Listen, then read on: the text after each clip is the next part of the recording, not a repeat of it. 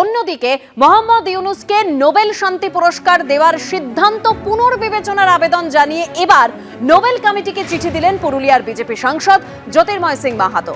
চিঠিতে তিনি লিখেছেন, ইউনূসের নেতৃত্বাধীন অন্তর্বর্তী সরকারের আমলে বাংলাদেশে হিন্দুদের ওপর অকথ্য অত্যাচার হচ্ছে, মানবতা বিপন্ন, গণহত্যা এবং বেছে বেছে হিন্দুদের নিশানা করা হচ্ছে। ইউনূসের নেতৃত্বাধীন সরকার সংখ্যালঘুদের সুরক্ষা দিতে ব্যর্থ, তাই মোহাম্মদ ইউনূসকে নোবেল শান্তি পুরস্কার দেওয়ার সিদ্ধান্ত পুনর্বিবেচনা করা হোক। নোবেল কমিটির কাছে আবেদন জানিয়েছেন বিজেপি সাংসদ জ্যোতির্ময় সিং মাহাতো।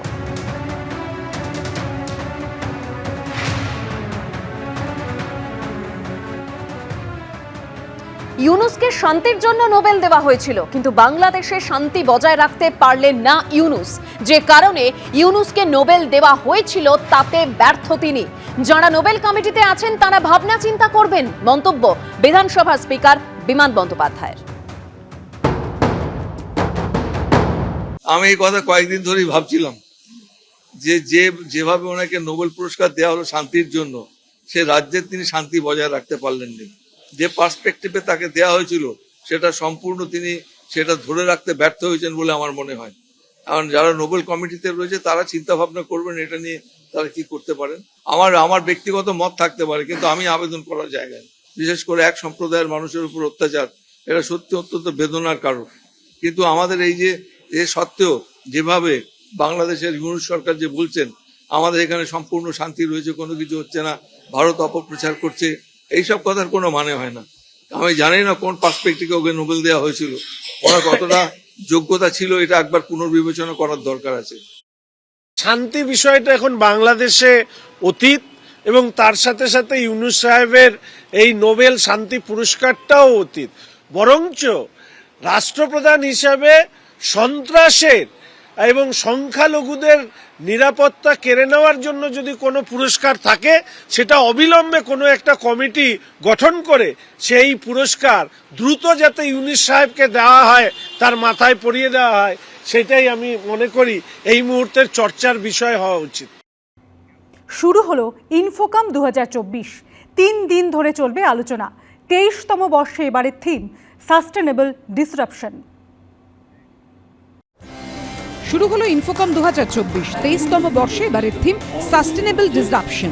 এবারের ইনফোকমে অংশ নিচ্ছেন প্রায় 1000 প্রতিনিধি। বৃহস্পতিবার দিনভর চলে বিভিন্ন সেশন।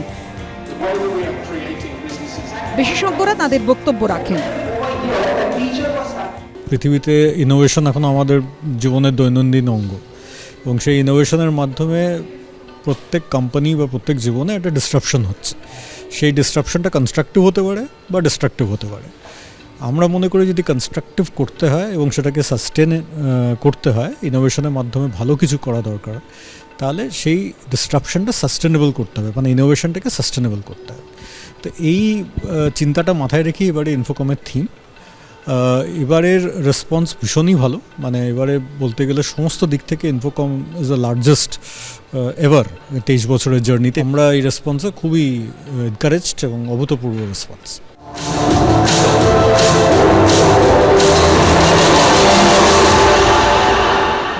আর্টিফিশিয়াল ইন্টেলিজেন্স বা কৃত্রিম বুদ্ধিমত্তার ব্যবহার সহ বিভিন্ন বিষয় উঠে আসে আলোচনায়।